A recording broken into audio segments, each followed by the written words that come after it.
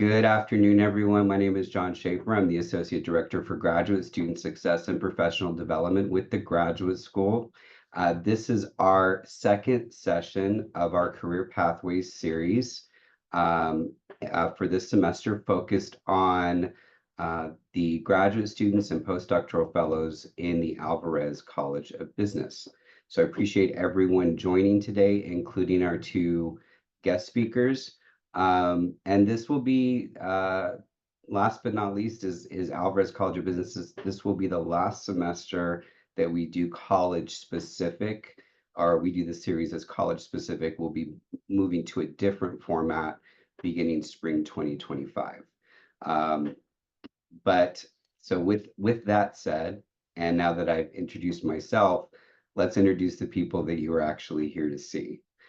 So with me today, we have two Alvarez College of Business graduate school alum, and that they are Nicole Pena and Nadia Perez. They both have even though I know a limited amount about their job specific, they both work for very impressive organizations or companies. And I'm very much looking forward to them telling a little bit about their career path, and then also kind of the ins and outs of their various areas of expertise. So I would like the two of you to do a formal introduction for yourself. So if you can just mention what graduate program you were in the College of Business, when you graduated, and what your current role is in the company or organization you work for. And I'll just start on my left and move right. So I'll start with Nadia. Good afternoon, everyone. My name is Nadia Perez. I graduated with a Master's of Science in Business from UTSA in 2019, and it was about I finished with like 6 weeks into COVID, so that was a really interesting time. And after I graduated from that, I worked at USAA for a year as a campus programs coordinator, and now have moved into working for the Department of Defense. So I work for the Department of the Airforce as a contracting officer on the civilian side. Wonderful. And Nicole. I am Nicole Pena. I graduated in 2021. So almost my entire program was during COVID. And I got my MBA in finance. I'm currently a Senior Financial Analyst for Keurig Dr. Pepper. Wonderful. Well, first, Nadia, one of my dad and my brother-in-law are both USAA or retired. My dad was a vice president, and then my brother-in-law is a director, supervisor with USAA. And Nicole, when I used to drink soda, Dr. Pepper was my soda of choice. And I have a Keurig. Is it the Keurig, like coffee Keurig? Like that's Yes. what Keurig. Okay, yes, so those two companies merged in 2018. Interesting. So I actually have a Keurig machine in my office. Nice. So yes. Let's start. So both of you have very intriguing positions, unique positions. So what I'd like to do with Nicole is kind of start with when you went into, or when you were finishing your graduate program. What type of job were you looking for? And then where did you, or how did you end up at the as a senior financial analyst with the Keurig Dr. Pepper Corporation? Yeah, so I got my undergrad in actuarial science, and I thought I wanted to be an actuary, so I did that for a little bit, and I decided it wasn't for me, but I wanted to stay in a math, I guess, focused field. So I decided finance should be the way to go. So that's why I decided to go into that field. And I constantly was told that I didn't have any forecasting or budgeting experience. So then I decided, okay, well, let me go and get that experience. So I decided to go and get my MBA in finance. While I was getting my MBA in finance, I did land a financial analyst job at SWBC there in San Antonio. And they sold products to credit unions like Gap, Warranty, and ACH payment systems. So I was doing that job while getting my MBA, and I was learning a lot of the Excel skills that I was going to need to know in finance, a lot of the presentation skills. And at the end of my MBA, I just knew, since I had already 5 years experience, plus I had the MBA, that it was the next step. So then I decided I wanted to be a senior financial analyst. And the first job I got was actually at Penske, and I was a senior financial analyst there. But it didn't really fit with like my work-life balance, so I decided to leave there. And they had told me it was going to be a hybrid role. It wasn't a hybrid role, so I was like, okay, can't do this. So hopped back on LinkedIn, and then I had a recruiter reach out to me that was a part of the Keurig Dr. Pepper company, and I was like, yeah, sure. And I even said too, I was like, when I drank soda, Dr. Pepper was my soda, so why not? And then, yeah, they are hybrid. I started 3 days a week in the office. It was outstanding. And then I actually just got a promotion in October, and we just acquired a new company in Arizona, and I am now overlooking that company. So now I'm fully remote. So I'm very excited with that. That's lovely. And where are you located currently? Like physically, where are you located? Dallas. Dallas. Okay. Mhm. Well, I do have one question. I understood everything that you were describing, with the exception as what is an actuary? Oh, yes. A lot of people don't know that. I didn't even know that before getting into the career. One of the counselors had let me know that I should go with that, because I said I'm really good at math, but I don't want to be a teacher. I don't want to be an accountant. What can I do? And she had recommended to be an actuary. And it's just, I guess, like the highest level of a statistician. I almost all of my classes were stats classes, and trying to think, and the easiest way to describe an actuary, they just predict how often something is going to happen. So like in life insurance, it was, I guess, when, like, the likeliness or when you're going to die, predicting what your lifestyle is, all of the background of health issues that you have. Or they have actuaries in the other side where they predict how many hurricanes are going to happen, how much damage is going to happen, how much money needs to be available to be able to recuperate from something like that happens. Sounds like a lot of statistical analyzing skills. Yes, yes. Gotcha. Well, thank you very much for sharing. And let's move over to Nadia. So Nadia, jumping from your graduate program, did you always know you wanted to work for the Department of Defense, and what does your role entail? And let's just talk about how you got to where you are. Absolutely. So to start off, I always knew that I wanted to work in some type of organization that supported our military. So I come from a military family. My dad was in the Army. My stepmom is a retired lieutenant colonel. So it's really important for me to give back in that way. So initially, I started with an undergrad in psychology. So business related degree wasn't where I was planning to go at all. But then as I was finishing up my program and, like, life happens, I knew that my psychology degree would prepare me for a job, but that master's degree in business is what was going to get me the job. So that's kind of the mindset that I took when I went into the Master's of Science in Business program. But I also used to work for the College of Business. I worked for the executive MBA program for about 4 years. Yeah, so I was very familiar with the environment. So I knew, like, having conversations with different professors and different staff, that was kind of the direction that I wanted to go. With COVID just starting, we went from like a really good hiring period to a complete stop. So I was very lucky to get that position with USAA right after I finished my master's program, and it was fully remote, and that taught me, just kind of being a campus programs coordinator, it really filled like a special part in my heart, because I was being able to give other students, like at UTSA and different universities, the same opportunities that I was afforded at UTSA. So that was really sweet. But I knew from there on, like, I wanted to have a little bit more of an impact with our military and, like with the national defense and different things like that, as kind of like the world was evolving. So I joined this program, or was recruited into this program called the Copper Cap program. And what that is, it is up to 2 years out of graduation. And it is a program where you go in as a fully paid intern for the Department of the Air Force as a contract specialist. So you're getting training the full 3 years, you're getting your pay, you're getting your benefits, but it prepares you to be a contracting officer if that's what you want. So I went through that program, and it is, I mean, that program completely changed my life altogether.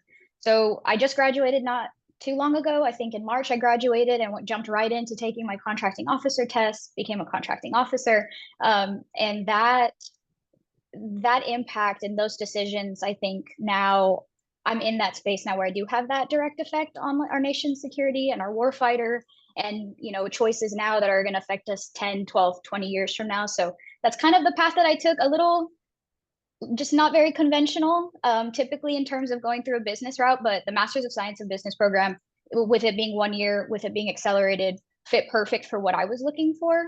And then just being supported by the university as a whole is really what got me to where I am.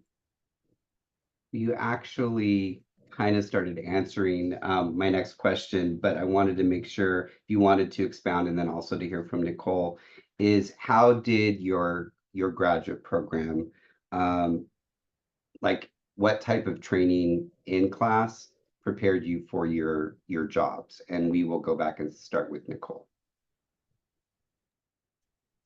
Yeah, so I would say one of the biggest things that helped me was the presentation skills that I learned. On a weekly basis, if not daily basis, I am presenting, whether that be to the people in the manufacturing plant that don't have a finance mindset, or I am presenting to VPs and directors. So I have to be able to learn how to talk to those two different types of people, as well as in the graduate training, I would say learning how to work with people. Everybody has different timelines, they have different expectations. So you just have to learn how to work with a majority of different people, because everybody needs to work together in order to get the job done. So that, I think, definitely helped me in my graduate training. Okay, thank you. And Nadia. So to ping off of Nicole, similar situation with me as well, since the MSB program was cohort based. And I can go on and on about my love for that program. It is incredible. But it truly prepared me, I think, to start thinking not so individualistic, right? To start how our timelines as a group, how our structure as a group, strengths and weaknesses of different people are all strengths in general and can all play a different part in the teaming situation. So I think that was something that I really appreciated with being cohort based. One shout out to a professor, if he ever gets to hear this, Dr. Keating. He was our stats professor, and me not having a background, and I had somewhat of a background being from psychology, but he taught us kind of how to mend that gap with statistics and business and translating that into a conversation and like into negotiations. And that's something that I still use on a regular basis with my job now. I mean, I am in Excel all the time. I am working with numbers, big numbers, right? So it is really, I remember him on a daily basis, different things that he taught me how to do, and different things that program as a whole. We did a lot of professional development, a lot of public speaking, a lot of career fairs, and just being able to get that one-on-one interaction and learning how to speak in that environment. Similar to Nicole, when you have those different levels of leadership, for myself, it is typically, military officials, and me not being in the military. So having to learn that vernacular and the structure of things. So I definitely credit to having been in that environment.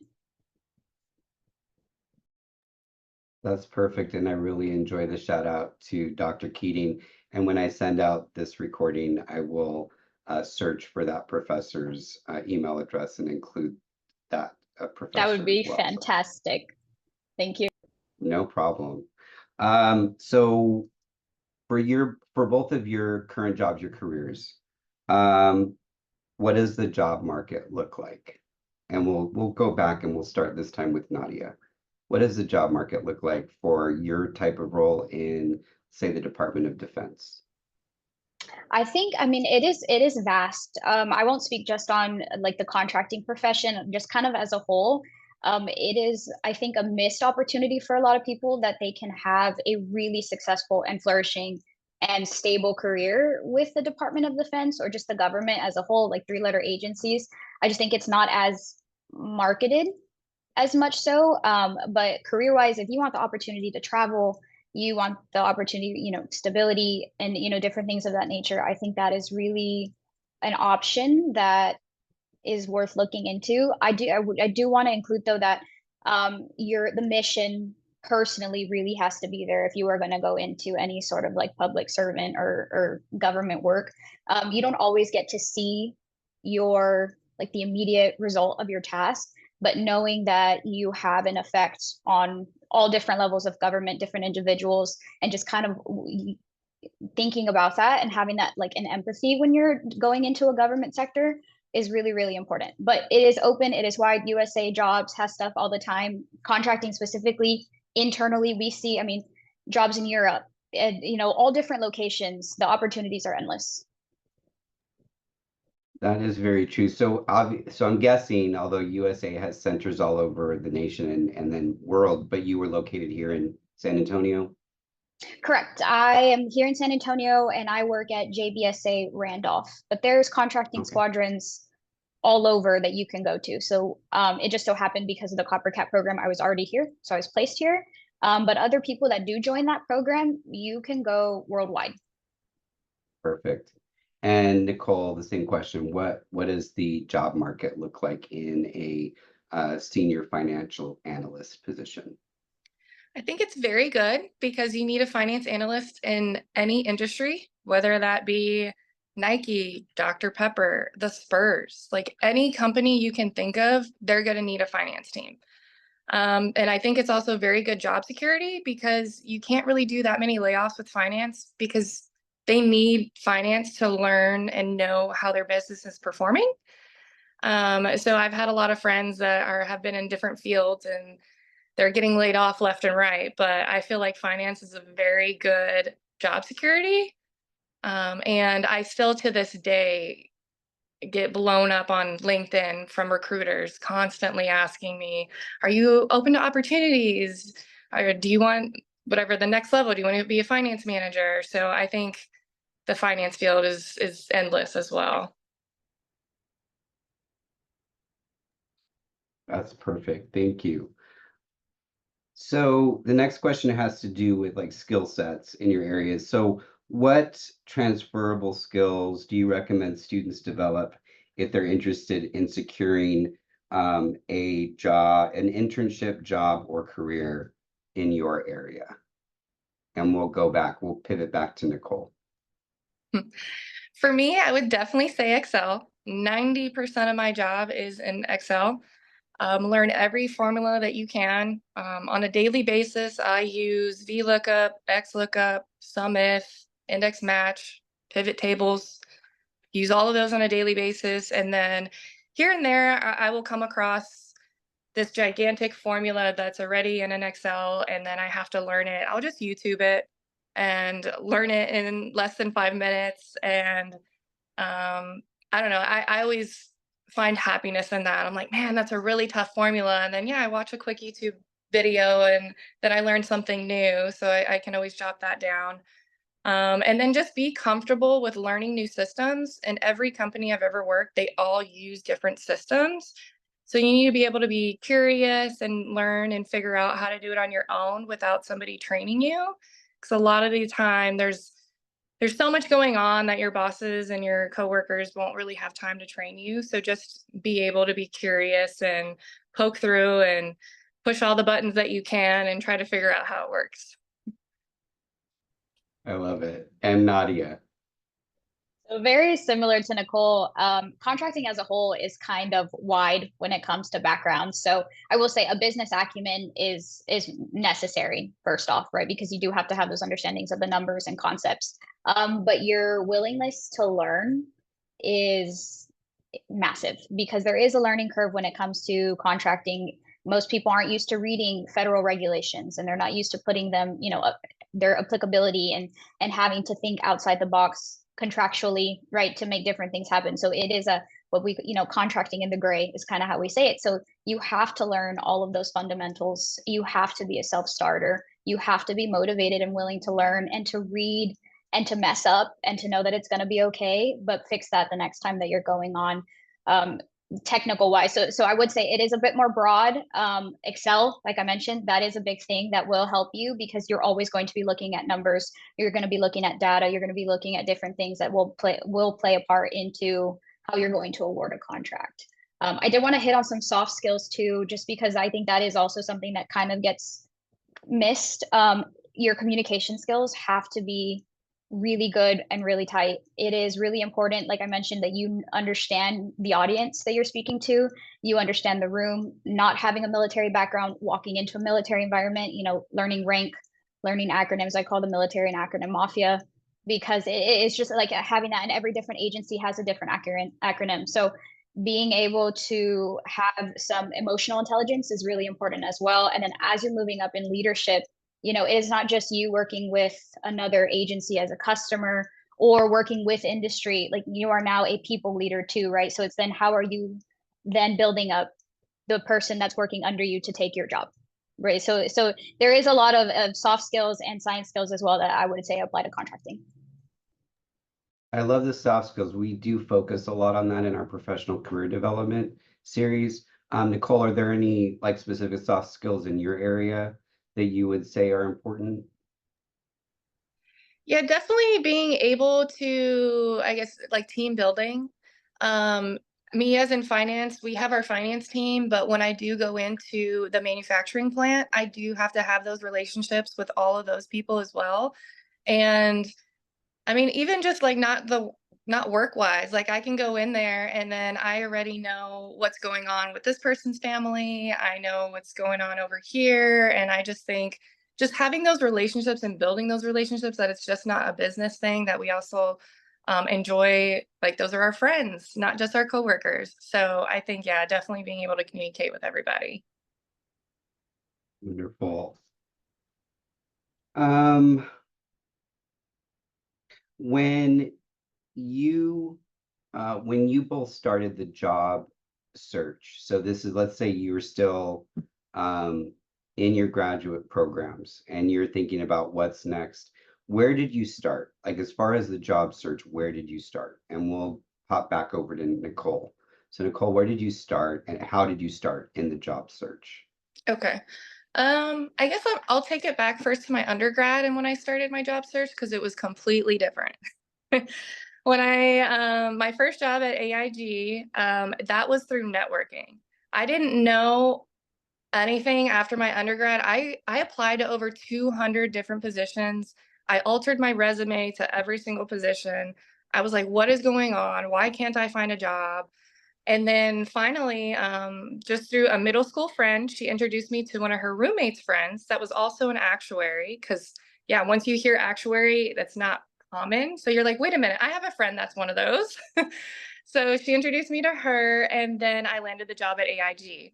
It just so happened that she also went to UTSA and she got her actuarial science degree there. So that's also what helped. So definitely the first job was just through networking. Then my second job was through LinkedIn. I first used recruiters. I tried to go on LinkedIn. I added all the recruiters to companies that I wanted to work in, and then just started adding any recruiters that said financing or accounting recruiters. I started doing a lot of interviews with them, even though if I wasn't really particular in the job that they were offering, it definitely helped my interview skills.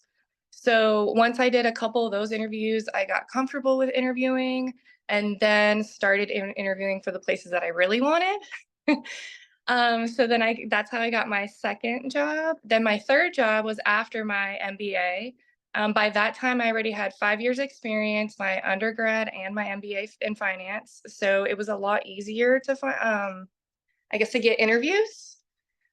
So then also just took to LinkedIn. I was getting 2 to 3 messages a day from different recruiters, reached out to a couple of them. And I really liked that because they had jobs and opportunities in companies that I wouldn't even have looked at. And they also really helped with, they would prep you for the interview. They already knew what type of questions they were going to ask. And then they were also help you with salary negotiations. So those were 2 things that I needed help with. And the recruiters on LinkedIn definitely helped me with those. And that's as well as how I landed my fourth job with Keurig Dr. Pepper, was also through LinkedIn Recruiter. So LinkedIn has definitely been my best friend with finding a job.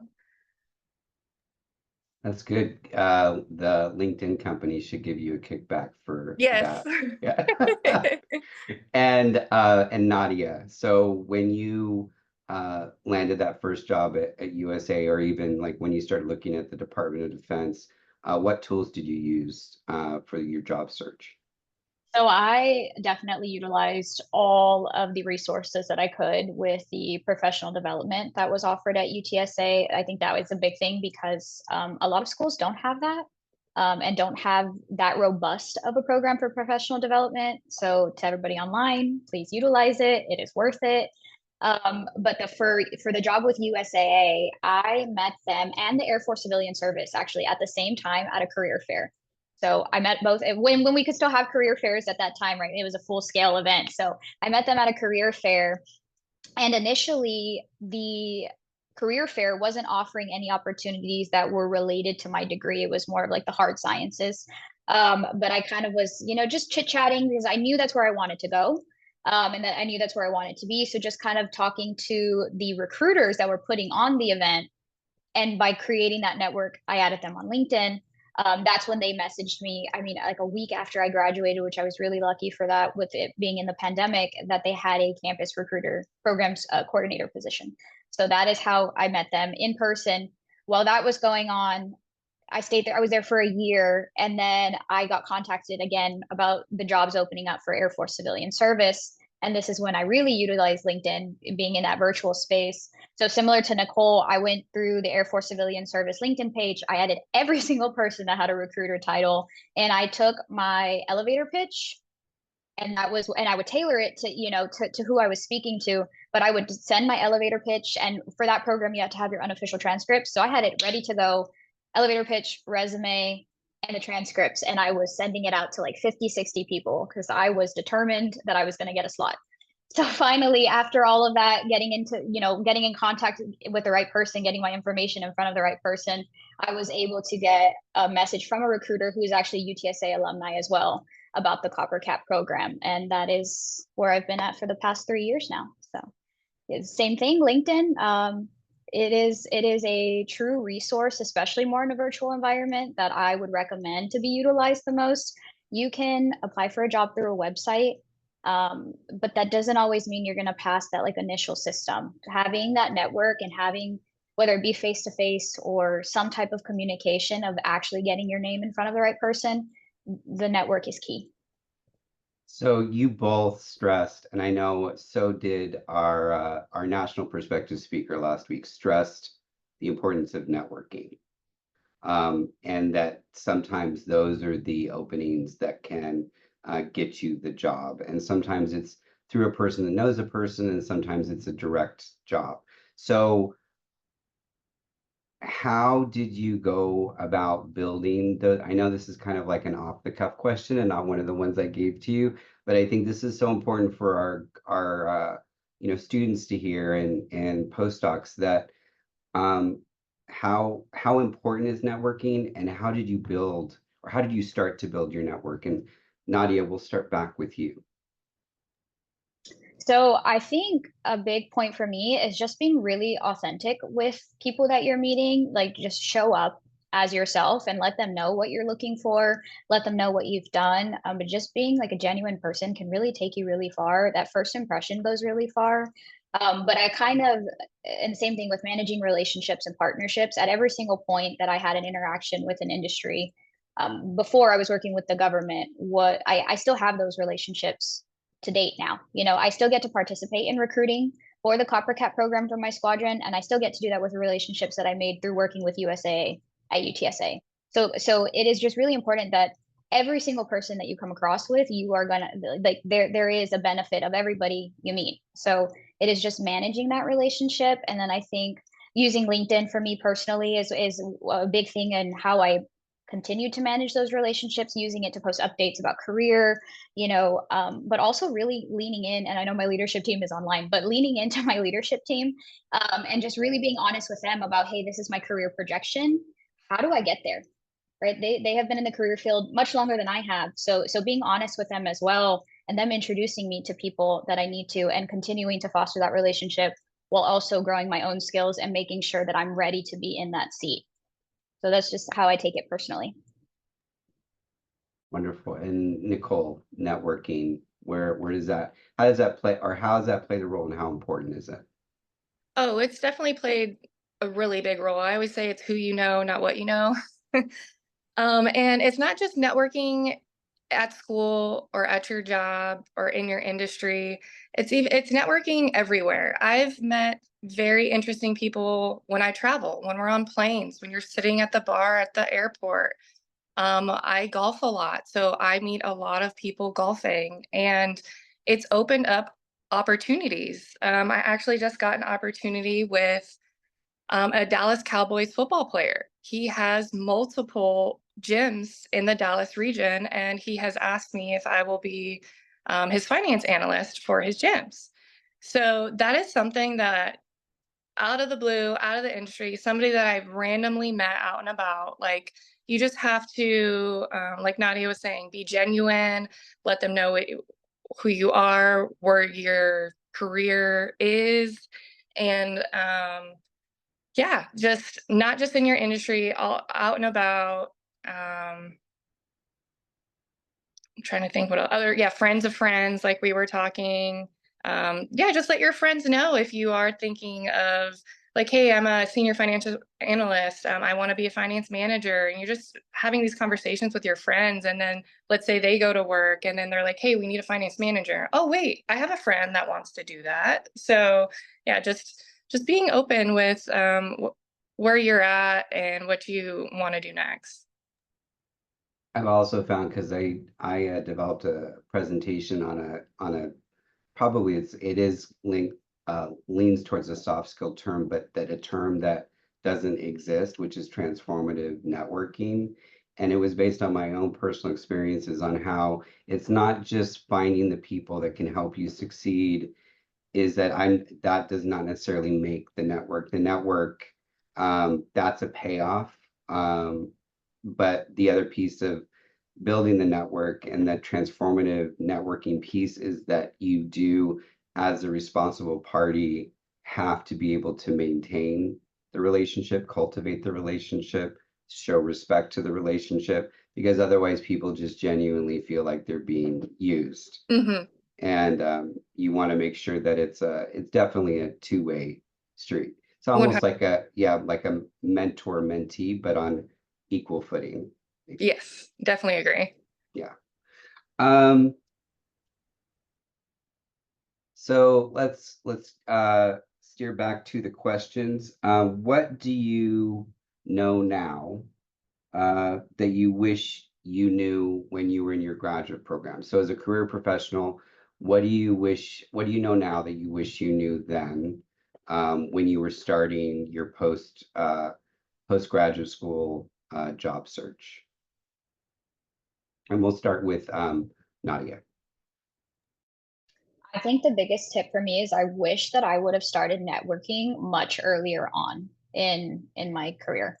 I really, was so like honed in on, okay, well, I'm going to finish my 4 years and then I'm going to go into graduate school and I'm going to do this, and kind of missed that piece, and then had to really, kick it up a notch because of COVID and because the hiring was slowing down in at that time. So for me, I wish I would have started that much sooner, put myself out there much more. Again, I'm very blessed that I have gotten to this point and having done it so soon. But if I could have started building those relationships much earlier on in my career, I absolutely would have. And Nicole? I would say exactly the same thing. Um, through my undergrad, yeah, all I did was I went to school, put my head down, did my work, and left. And another reason why I went back to my MBA to get my MBA was to network. I wanted to join every group that was possible. I wanted to join and attend every event.